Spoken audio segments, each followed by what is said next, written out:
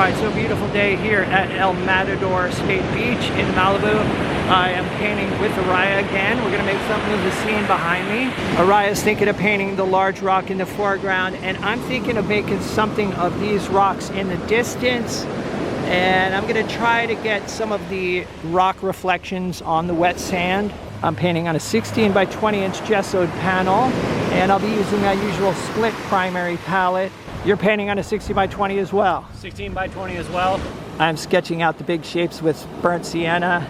I originally put this rock right here, but I did not like it. I felt like it was putting too much attention over here, so I moved it this way so I can have a wave in here. And I think I'd rather have the eye go to this location. Maybe have, like I said, a breaking wave, some color in here.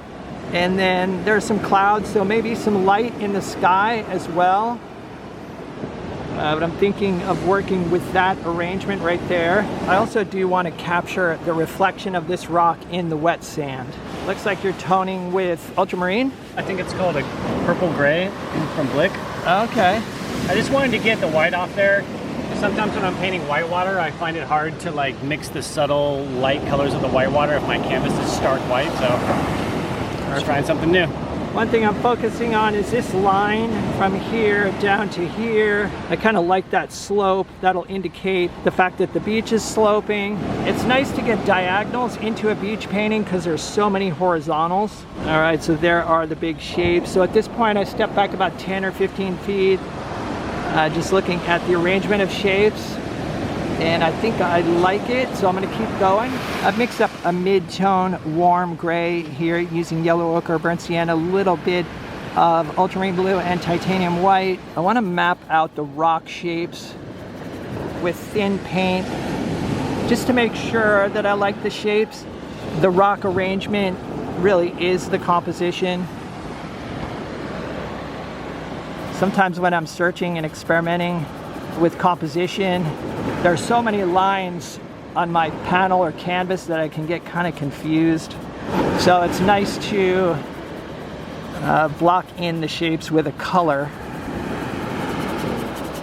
to simplify.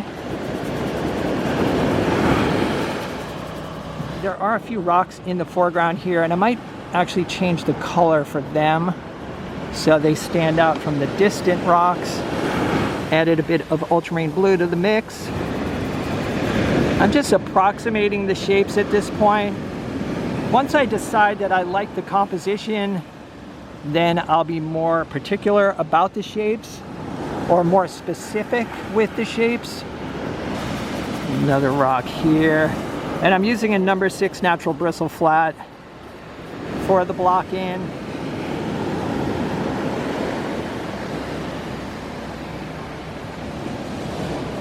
I don't really like how the top of this rock is flat, so I'm going to exaggerate the peak of the rock right here. Maybe have it dip down a little bit. There's another rock right there on the top. Something like that. That's a little more irregular, so I like that. For the wet sand, I've got a mix of titanium white, ultramarine blue, burnt sienna. Paying attention to values, I'm thinking a mid-tone to start out with. Want to make sure that the wet sand is dark enough that the whitewater stands out.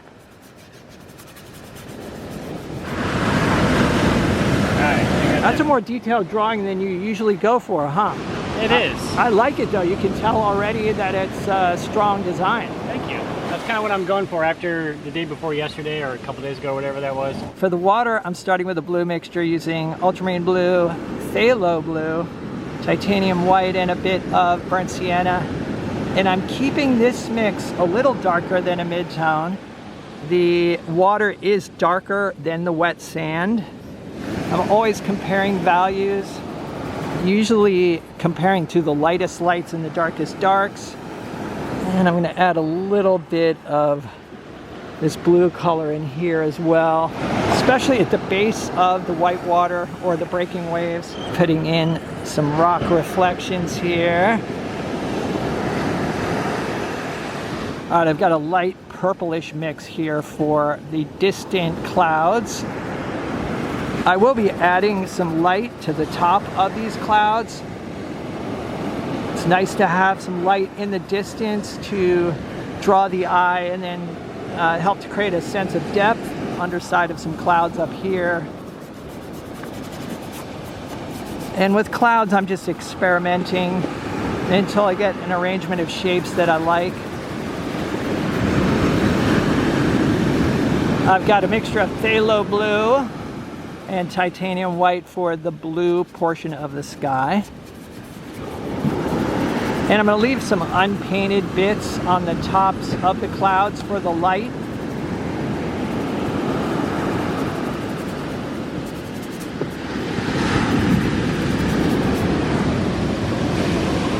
The color of the sand is almost the same as the color of the rocks, so I'm just using that mixture.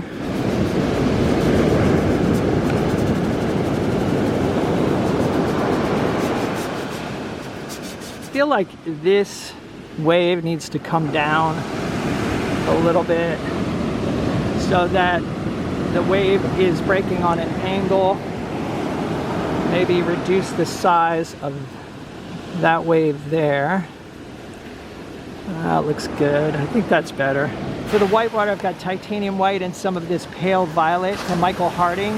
Here's what the color looks like. Araya's letting me experiment with this color. That's one of the fun things about painting with Araya, is that he likes to experiment with different colors. I tend to stick with my primary color palette, as you guys know. I often will sample some of his colors when we paint together, and it is quite fun. And I've got to say that this pale violet mixed with titanium white is perfect for the first pass of whitewater. It is really warm out here today. I'm starting to have sweat drip out from my gloves. People often ask why I paint with gloves. It's because I'm so messy. It's really nice when I'm finished painting just to peel off the gloves and my hands are clean.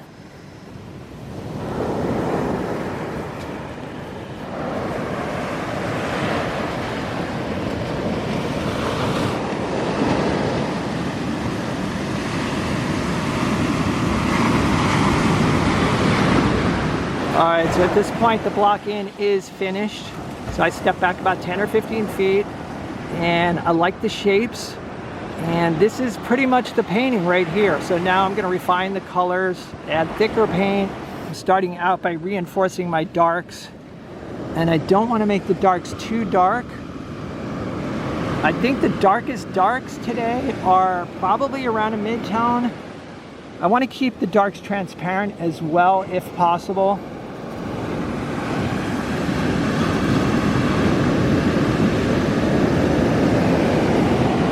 That looks great. Nice rock reflection right there. It's so key to get that value relationship just right so that it reads as a reflection. That's totally working. Thank you very much. Are you gonna put clouds in as well? I think I might put a little suggestion of clouds just to give a little bit of a color scale to the sky. It starts to get really blue at the top, and for once I'm doing a decent horizon line and not like right at the top of the painting, which I usually do, so. A seagull just stole Araya's phthalo blue. Okay. At this point I've switched over to a number 4 natural bristle flat and putting on thicker paint. I'm actually really liking this violet color.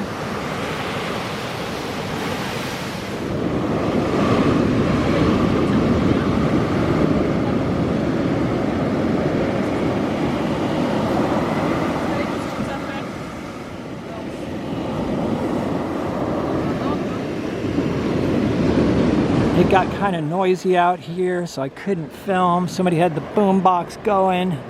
I'm adjusting the color of the wet sand, and I'm making it somewhat dark so that it stands out against the white water. And by keeping it dark, I can also get some saturation. For the light portion of the clouds, I'm going with a mixture of titanium white and burnt sienna. This is sort of my go-to mixture for clouds.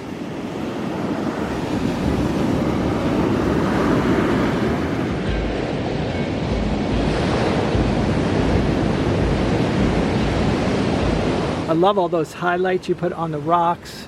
That was the most difficult part for me, to get those to harmonize with the rest of the painting. Right. Because the reflection is so bright against that part of the rock, but then the shadow is not that dark, so it's a subtle. Right, that's subtle right, and the transition. shadow's warm too. Yes, very warm. You also kept the wet sand really dark, which I did that as well, and I feel like it really helped. It does help. I always have trouble when I'm painting whitewater to get the whitewater to pop over the sand.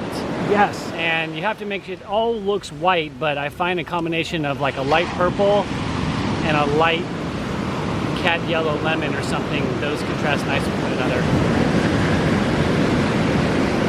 All right, so here is what I finished up with. This painting took about 2 hours to complete. It was finished on site. My main goal with this painting was to have a nice composition, but also to have convincing reflections in the wet sand. Primarily this reflection right here, the reflection of the big rock. I did find it challenging to find an arrangement of rocks that was interesting to me.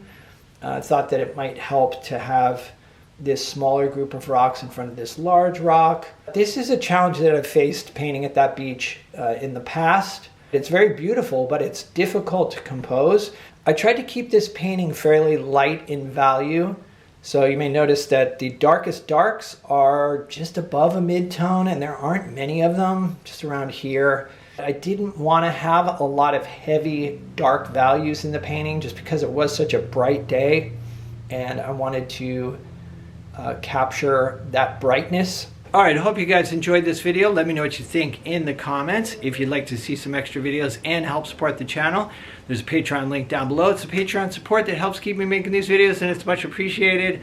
I'll also put a link to Araya's Instagram down below as well, so check it out. Other than that, stay creative. I'll see you guys in the next video.